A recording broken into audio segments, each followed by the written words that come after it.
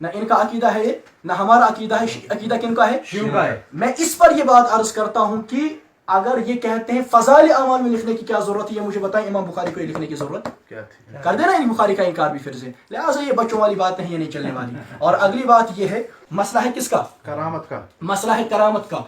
اور کرامت جو ہے نا، سنیے گا بات، کرامت کہتے ہیں خرق عادت کو.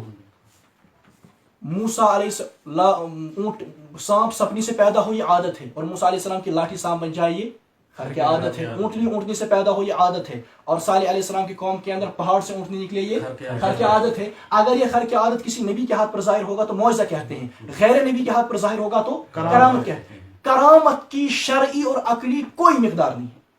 یعنی اگر ایک کا پیمان کرو اس طرح کہ کرامت کا یہ پیمانہ ہے، اگر اس کے اوپر ہوگی تو غلط ہے، اگر اس کے نیچے ہوگی تو ٹھیک ہے. بتائیں مجھے ڈاکٹر صاحب ہے کوئی کرامت کا پیمانہ تائی؟ اگر ہے تو قرآن حدیث سے ثابت کر دیں، ورنہ میں کہتا ہوں شریعت اور عقل کے اندر کرامت تو کہتے ہی ہے نا جو عقل سے اوپر ہو. عقلی کا تو کوئی پیمانہ ہو نہیں سکتا، شریعت کا بھی کوئی پیمانہ کرامت کا تائی.